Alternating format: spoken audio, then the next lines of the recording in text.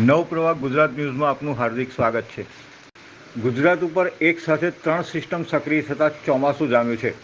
સમગ્ર ગુજરાતમાં ભારેથી અતિભારે વરસાદને પગલે ઠેર ઠેર જળબંબાકારની સ્થિતિ બની છે।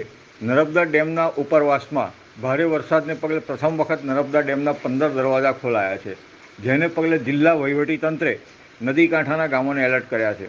તેવી જ રીતે પ્રસિદ્ધ યાત્રાધામ ચાંદોદમાં સિઝનમાં બીજી વાર નર્મદા નદી બે કાંઠે થઈ છે। ગુજરાતમાં એક સાથે 3 સિસ્ટમ સક્રિય થતાં રાજ્યમાં ભારેથી અતિભારે વરસાદ પડી રહ્યો છે।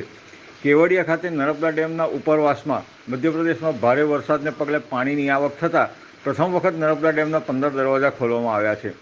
ઉપરવાસમાંથી પાણીની આવક થતાં નર્મદા ડેમમાં દર કલાકે 7 થી 10 સેન્ટીમીટર સપાટી વધી રહી છે, જેને પગલે ડેમમાંથી નર્મદા નદીમાં પાણી છોડાઈ રહ્યું છે।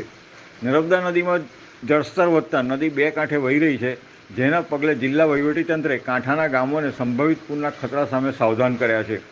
બીજી તરફ પ્રસિદ્ધ યાત્રાધામ ચાંદોદમાં નર્મદાનું જળસ્તર વધતા ઐતિહાસિક મલ્હારરાવ ઘાટના 88 પગથિયા પાણીમાં ગરકાવ થયા છે। હાલમાં ઘાટના 20 પગથિયા બહાર છે।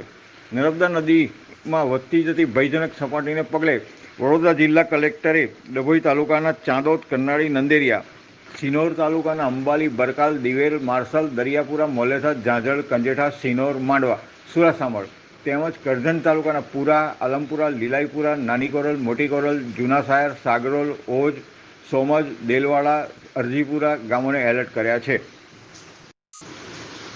શું પરિસ્થિતિ છે પાણીની? છેલ્લા 3-4 દિવસથી છોટાઉદેપુર વિસ્તારમાં મોટા પ્રમાણમાં વરસાદ હોવાને લીધે ઓરસંગ નદી પણ બે કાંઠે વહી રહી છે। તદુપરાંત સરદાર સરોવર ડેમમાંથી 3,20,000 ક્યુસેક જેટલું પાણી છોડવામાં આવી રહ્યું છે, જેના લીધે આ સિઝનમાં બીજી વાર નર્મદા નદી બે કાંઠે વહેતી થઈ છે।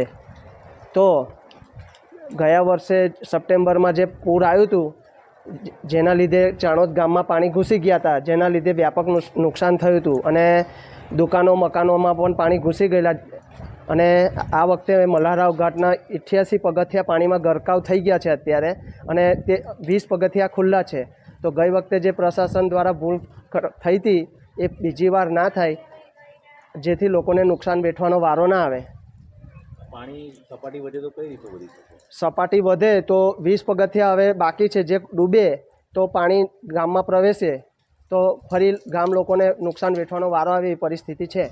તંત્રને શું કહે છે? તંત્રને તમારા માધ્યમથી જણાવીએ છીએ કે આ વખતે પાણી છોડવામાં ખૂબ કાળજી રાખે, જેથી ગામજનો તરફથી અમે વિનંતી આપને કરીએ છીએ કે આ ગામમાં કોઈને નુકસાન ના થાય, નદી કાંઠાના વિસ્તારોને।